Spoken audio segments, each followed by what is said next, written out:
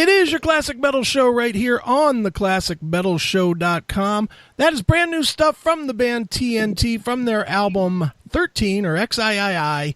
That song was called Fair Warning, and here to give us fair warning of everything that's going on in the world of TNT, it is the guitarist and the mainstay of TNT. It is Ronnie the Tekro. Ronnie, how are you, man? I'm fine. How are you, America? Very good here, man.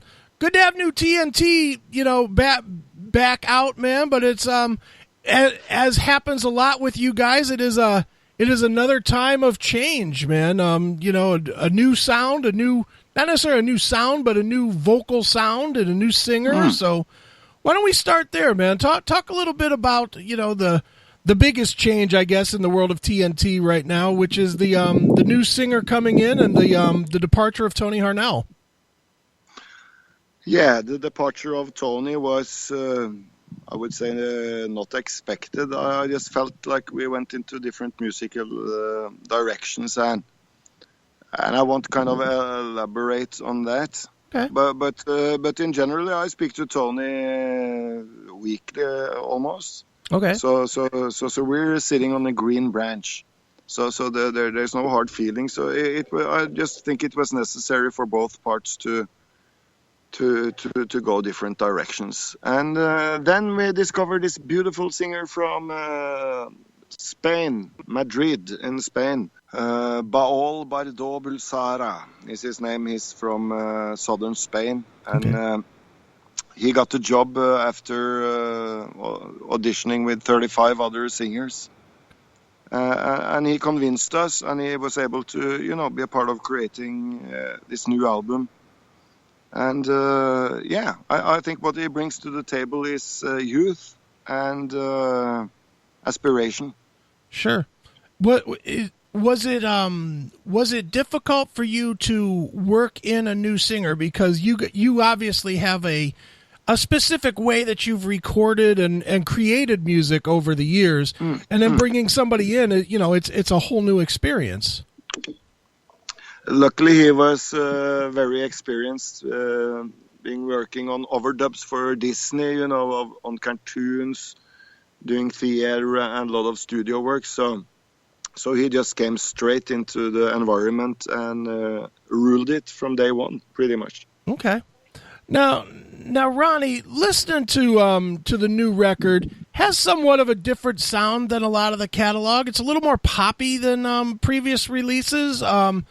Is that just how you're changing as an artist, as a songwriter, or is that was that kind of maybe trying to reset the identity of the band, since you have a new singer, or what? I think it was a good question. I think it was kind of a mix. At the same time, TNT was barely hard rock, Sure. I consider TNT more like power pop. Okay. When we started, so within those type of frames, I think we're allowed to experiment, and on this album we kept Queen inside. The second Queen album was a big inspiration, for many of us on this album, trying to create some kind of diversity and fresh hard rock sound. Sure. Now, when you're doing that, and when you don't have your own catalog to kind of more or less, work against or say, hey, I'm trying to sound like, past TNT records. Is that a refreshing thing for you creatively, or is that a little bit scary, going into directions that maybe you have not tried before?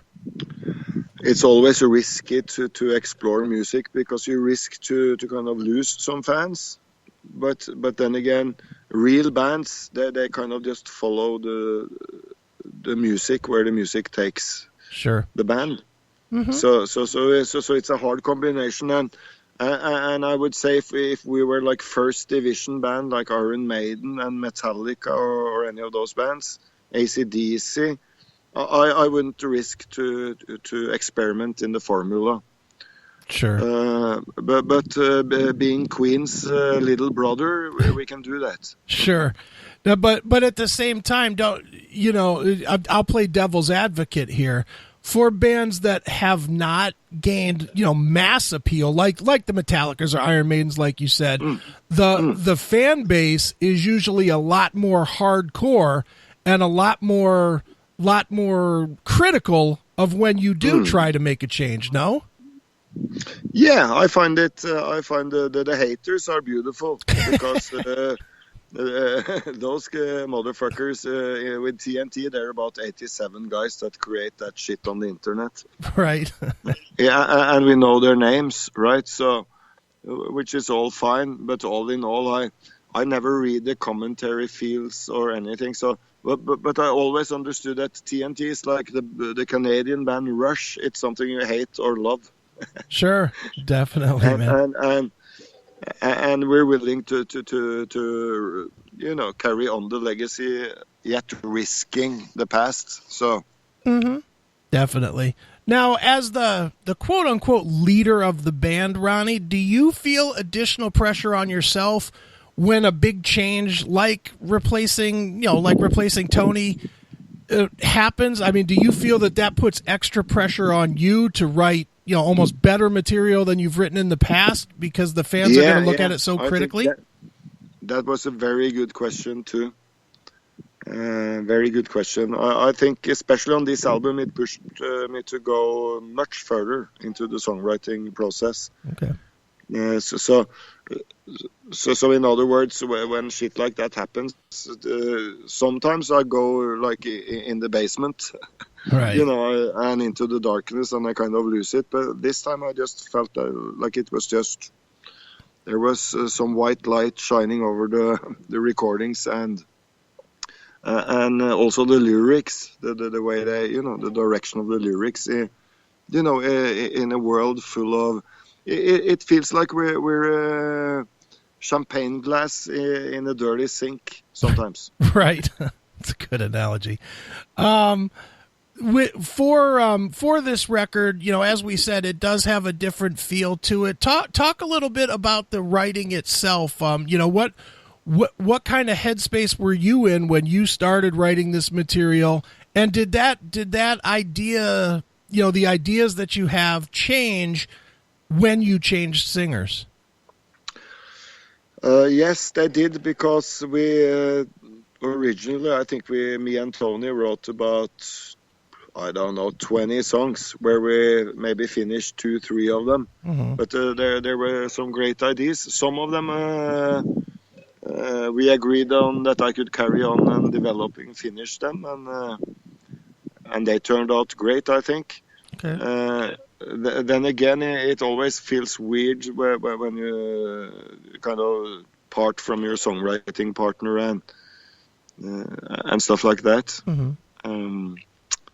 But it just gave me more inspiration to go on and try to write even better songs. Sure. Now, you guys, the first gig with Baol was to play opening for Scorpions in front of 8,000-10,000 people. How was the reaction to him in front of the band, and was it what you expected? Oh, it was like we had this our third singer actually was Tony Mills, British singer, and, sure. And he had the same type of reaction when he tried to do his first shows. With Baol, it was a total different story because it was such high pressure on the fucking gig, and luckily the Scorpions guys, a couple of them came in and gave us some really good mental support. Sure. So we were able to, and I think he did a great job being the very first show. And it kind of shows that, that TNT can survive, and we're willing to survive, and that we're going to be one of the classic old European hard rock bands. Sure. Now let me ask you kind of, and I know I'm focused on the singer, but that's obviously the big change in the band right now. How do you avoid? I'm going to call it Cherone syndrome, and that's not to shit on Gary Cherone, but you know what I'm saying. With Van Halen, they were able to survive a change in singer with Sammy Hagar coming in, but they weren't able to survive. The fans just didn't like changing yet again. And for your band, you know, I mean, like it or hate it, and I know you're okay with Tony and whatnot now, but Tony is a very popular guy. And to have Tony Mills come in, and then Harnell comes back, and now another guy, you're almost in that same parallel that Van Halen was in when Cherone came into the mix. So how do you avoid getting that extreme backlash that, you know, obviously happened, you know, to Van Halen, I guess? And obviously it's a different band, but I think you know what I'm saying. The thing is that we didn't get Gary Cherone in. We got Baol Bardot Bulsara. And I love Gary Cherone. There's nothing wrong with him, but sometimes there's wrong combinations. But this guy we headhunted from the underground just to do a musical, spiritual thing with us. So that would be the difference. And hey, if people don't want to come and watch the band, they should go and watch a different band. Sure, fair enough. So, what are the touring plans for TNT this for the rest of the year, or for the album cycle for 13? Are you guys got a lot of tours lined up? Are you playing festivals or what? I know Frontiers and different booking agents are working on both the US and Europe and Japan. So. And I miss my friends in America, I have to say that, in New York, LA, anywhere, Texas. I got friends all over, and I've been in America 3 times in 20 years. So I think I got some gigs to do with my band in America. Sure, definitely, man. And one last thing, Ronnie, is the door permanently closed on Harnell, or wait and see? The door is never closed with me and Tony. That's always, my home is open for him. My summer house is open for him, and my spiritual life and economical life. So we're always connected in one way or another. But I think in the future it would be much better for me and Tony and do a kind of Page Plant album where we can be grown-ups and go further. Fair enough. Well, Ronnie, the new album is called 13, or XIII, as if you want to Google it. It is TNT, and Ronnie, as a tradition on the show, we always let the artist pick a closing song from the album and maybe tell us a story about it. So what would you like to wrap this interview up with? I think we should play Sunshine, the last track of the album, which it could be the very last album in TNT's career. Oh, okay. Well, let's do that right now. This is Sunshine. It's brand new stuff from TNT right here on your Classic Metal Show.